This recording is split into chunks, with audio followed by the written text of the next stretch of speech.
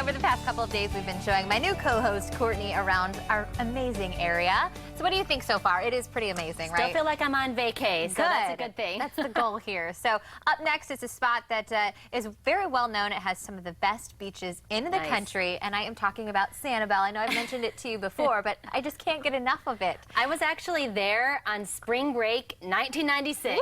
Woo! We may have gotten a little rowdy, but we calmed down, and we were, you know, welcomed after the second half of the week. Welcome back into the condo community we were in. Well, get rowdy about the place we are about to show you, because we are shining a light on one of the most historical spots in Southwest Florida. Can you guess what it is? No idea.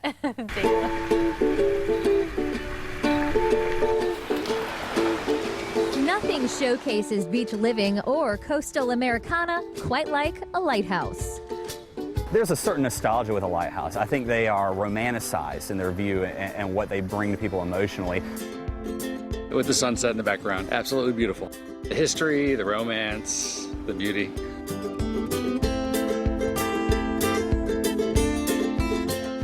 It is really big.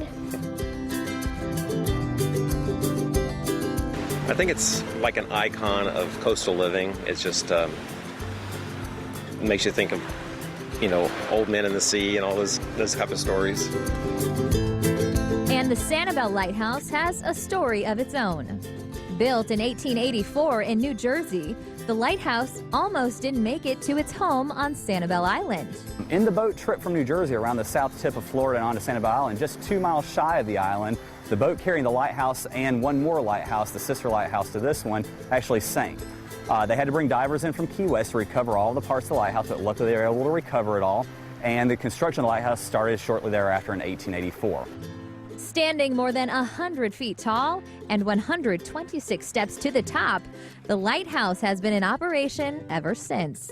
So this lighthouse is unique. There are only 2 of its kind in the world. These are unique in that the center staircase doesn't reach all the way to the ground.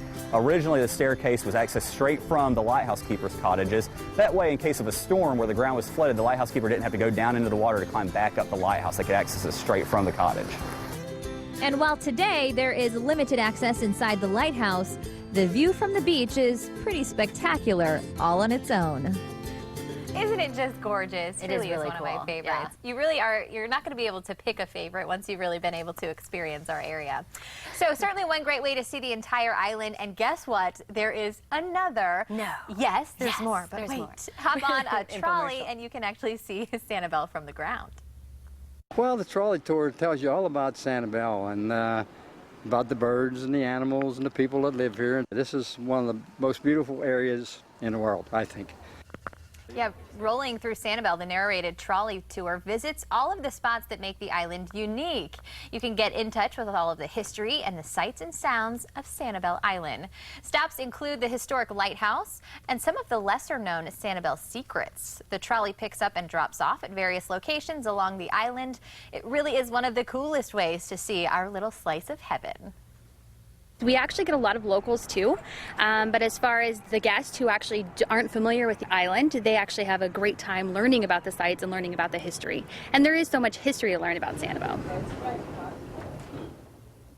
All right, so are you still pinching yourself that you're here? And that maybe my girlfriends and I should have done that educational stuff back when we were rowdy teenagers, and so we wouldn't have got. We were actually good kids. We didn't really get in trouble with the law or anything. Yeah, but it was kind of like someone called the neighbor, "Hey, can you tell the girls to quiet turn it down? You're at a 10. I need you at a 1. Yeah, that's what happened, and we did. It was so beautiful. I love it. So you knew then you were going to be back at some point, right? I hope so, and here I am. All right, well, where do you think Courtney should visit? Drop us a line or two. We want some ideas. Head to our Facebook page, Twitter, or Instagram. We want to hear what you guys think. And we'll definitely be taking your selfies on social media as well, and I'll be taking a selfie with this little guy very soon. After the break, meet Dobby and learn how you can help him and other local wildlife. And later, who are you gonna call? Ghostbusters. You know the rest. That's right, Steph. Good job. It's been more than 30 years since the original Ghostbusters hit the big screen. So how has the ghost-grabbing gear changed? From proton packs to ecto goggles, the stars of this classic reboot tell all. Ecto goggles, Steph. Goggles.